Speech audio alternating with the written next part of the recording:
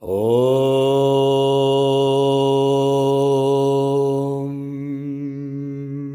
Kayena vacha manasyendrayirva Bhutyatmanava prakriti swabhava Karomi adyat sakalam paresma Narayana samarpayami Narayana samarpayami.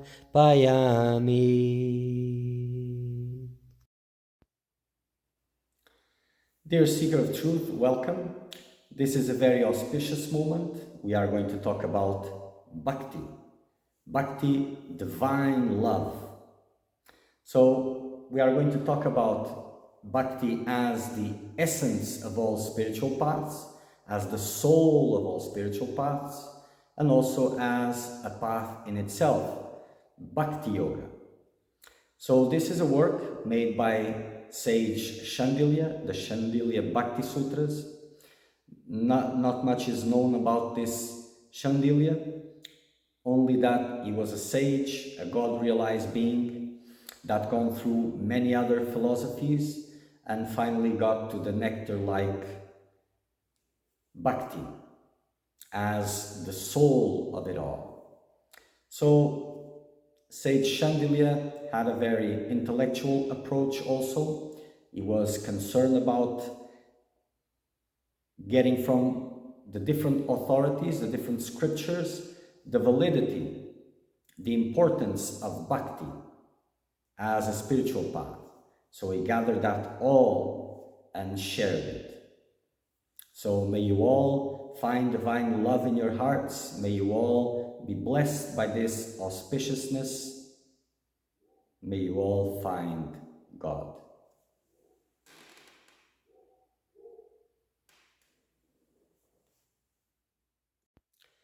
Moving on, Shandilya Bhakti Sutras, Sutra 69, Part 5.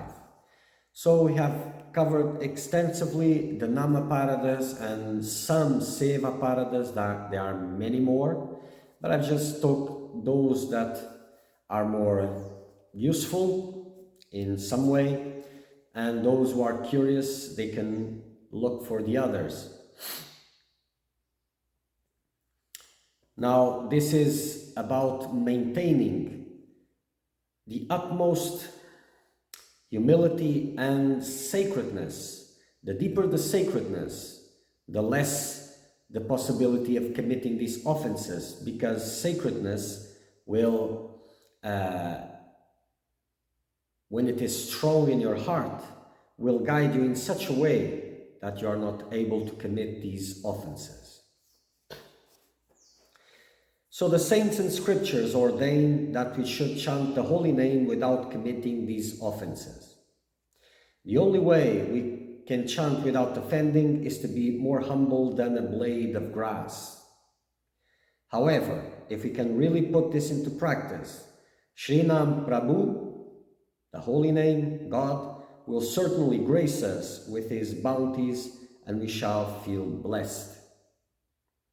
And this will happen extremely quickly, because it is the only thing which is preventing the power of the holy name is the offenses. As you remove them, blessings come real quickly. So the Padma Puran has stated, we can annihilate Namaparada by resorting to chanting alone. We should chant without resting for a single moment. Then we can destroy Namaparada. So the way to destroy these offenses to the divine name is to chant the divine name without stopping, chanting every moment without wasting one fraction of a second. This is the way to destroy the Namaparadas. However, if we offend a sadhu, then we have to beg him to forgive us. When he is pleased, our aparada is destroyed. So it goes both ways. When the sadhu is pleased, our aparada is destroyed. But the same goes like when our aparada is destroyed, the sadhu becomes pleased. So it is not just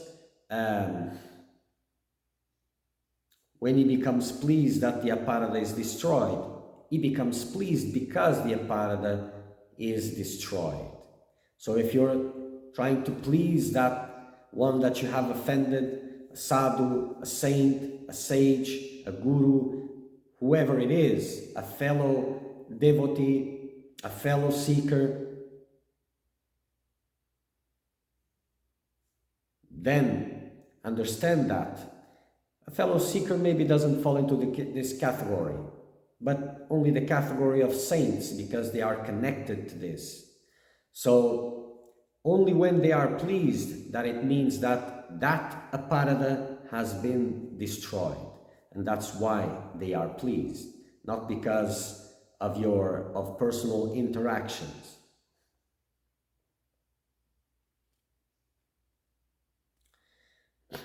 The offender, having set aflame his spiritual life with blasphemy, must be purified in the fire of contrition, the fire of regret, of intense regret.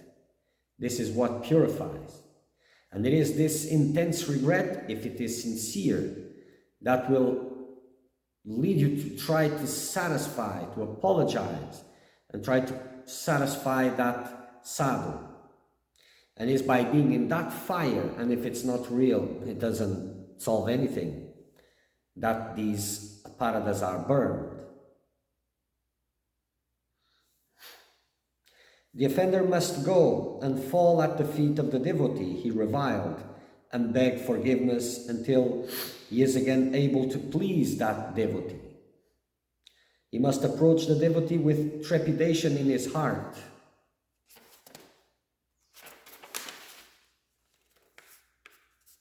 That by pleading, praising, offering repeated obeisance, or by any means, he must satisfy the devotee, the sadhu.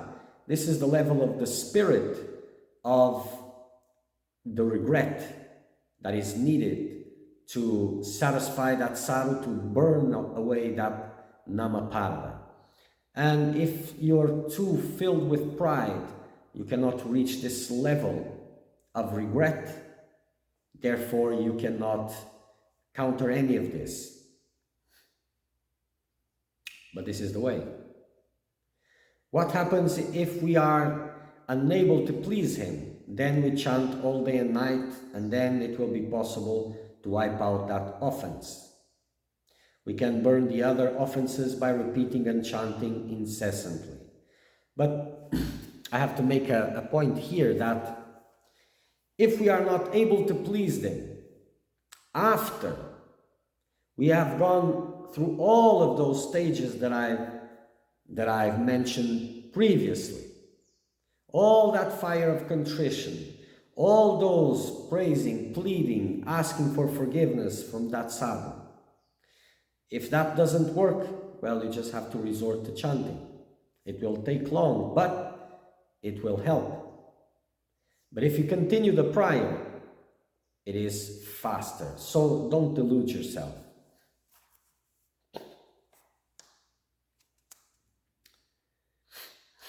We may ask, I have not committed a single offense, and I'm chanting with respect.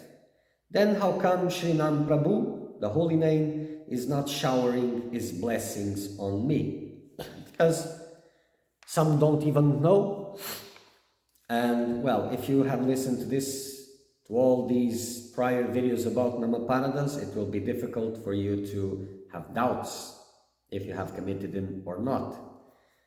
But if it is there, those doubts, the answer to this query is the same, aparada. There is nothing to stop the grace of the holy name other than offensive chanting and existing offenses. So even if just because you don't know, it doesn't mean that it isn't there. And you can see this by chanting the holy name, what happens?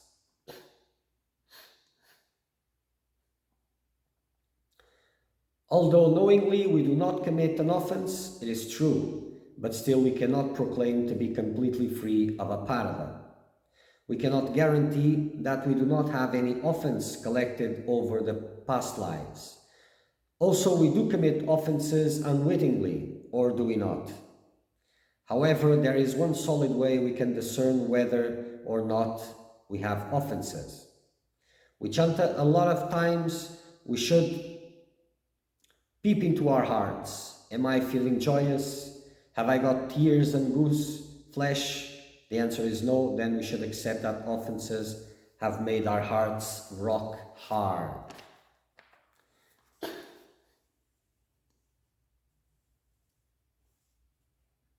So, if you see that your heart is hard, there's no emotions flowing with the mantra, with the name of God, if you're not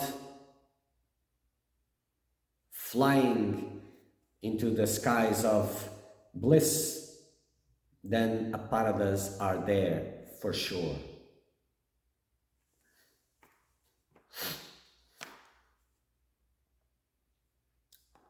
In spite of chanting many times, when praying does not appear in our hearts, it is a pure sign of Namaparada, praying divine love. When we chant repeatedly, yet our hearts does not melt with devotion, it is expressed by tears. It is expressed by tears, goose flesh, and other symptoms of bhav, of devotion. Such a heart is hard like iron. It is a sign of Namaparada.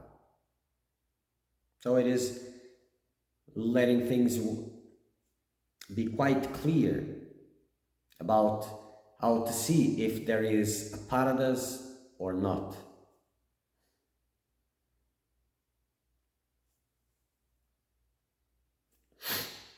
Also, we cannot say that if one displays tears and goose flesh, his heart has melted.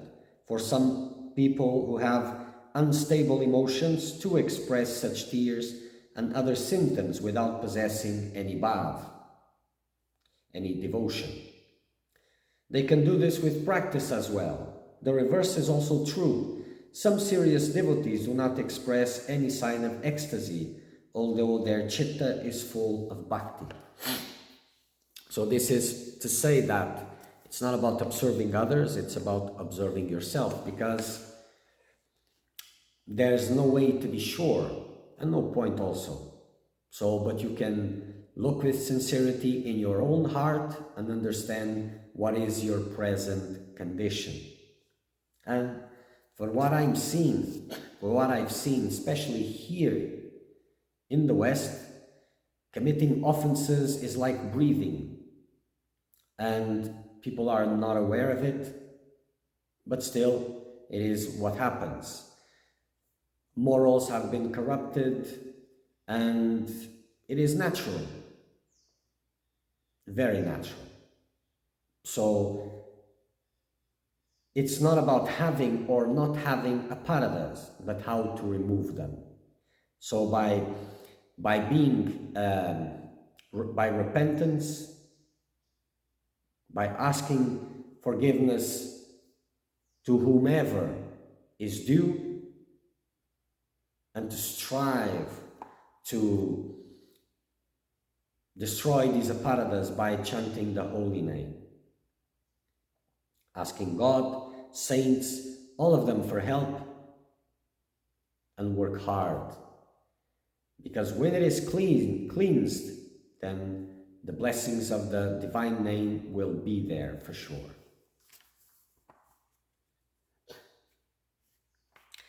So this part that I've read is that despite symptoms, they don't say much. They can say something, but not much, because they can be practiced, they can be developed also. And if the person has unstable emotions, then it will just very easily be moved, be touched, but it's because of that instability of emotions.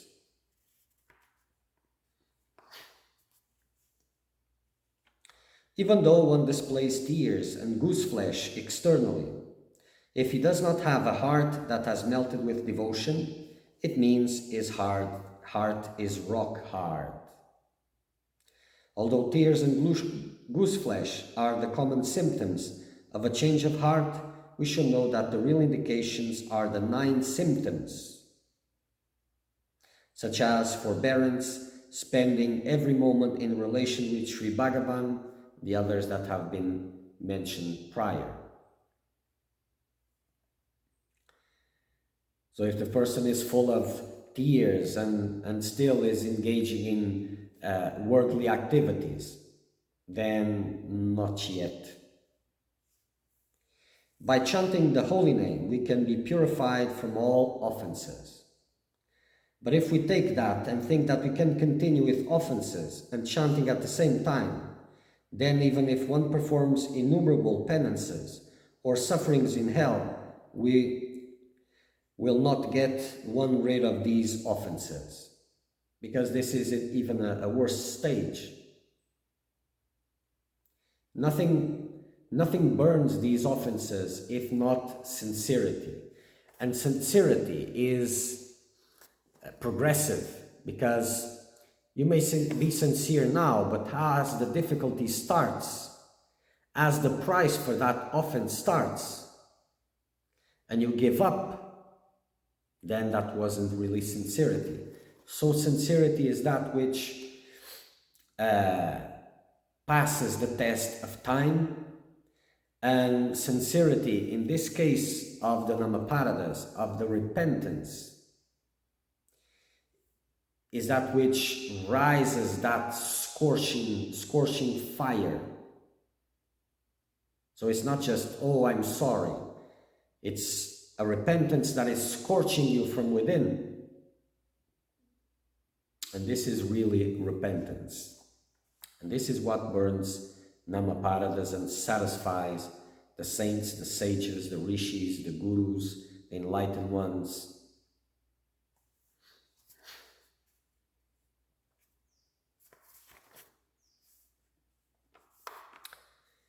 Here is a dialogue between Sri Narada Muni and Sri Sanat Kumar.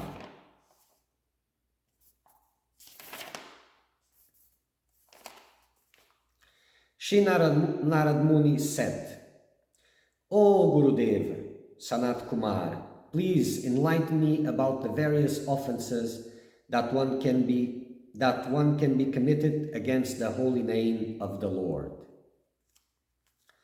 Chanting the holy name of the Lord is certainly the principal duty of the living entity.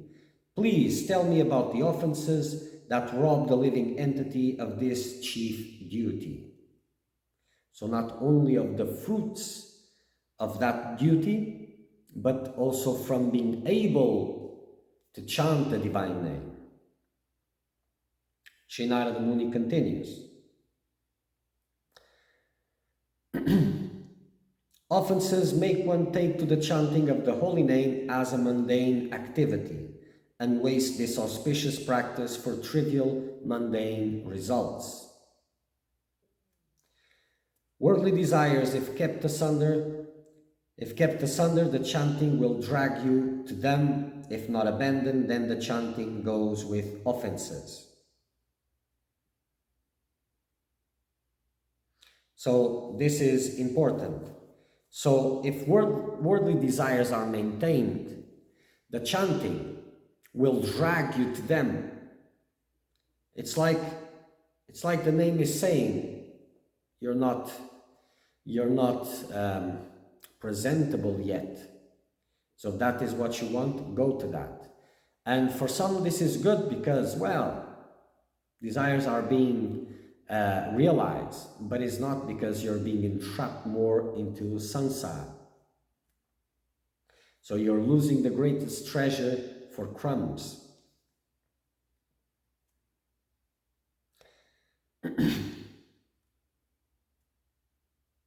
So it will drag you to those desires, and the chanting goes with offenses. Example. If you desire a relationship and you don't relinquish that desire, and chant with offense, then only worldly fruits come out of it. A relationship comes the same type of the character story, but you're dragged to it. What does this mean?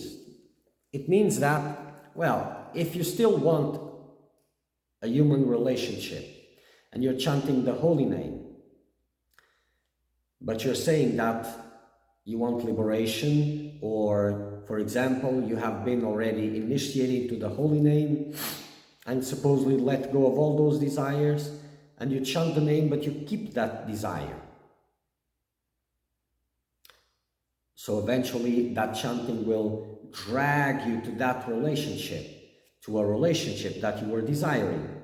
But it will be the same type of relationship that fits the character, the illusory you, story. Nothing new, the same. It can appear to be new. Of course, it always comes in a different, but it will be the same thing. Then if those offenses remain unattended, then you are left in the world and even convinced that it's what you want. So, if you continue to chant with offenses, then you are more deep into worldliness, into the world, and convinced that that is what you want. But you are more far and more far away from God. But even this is a blessing from God, because you cannot receive anything else. So He's giving you a blessing of the distance so that you can awake from that slumber and the pain of separation can help you.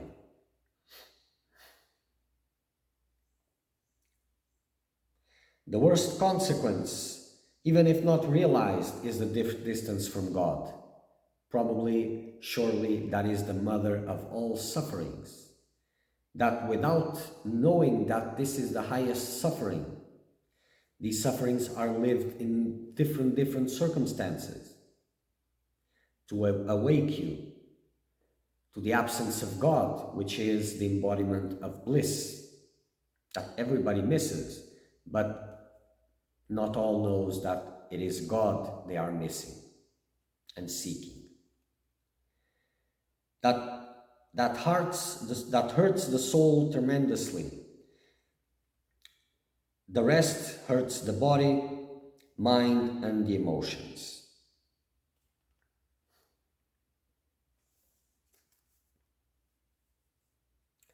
So in the next, we'll go to Sanat Kumara's reply. Tvameva mata cha pita tvameva, tvameva bandhushka sakha tvameva, tvameva vidya dravinam tvameva, tvameva sarvam mama deva deva.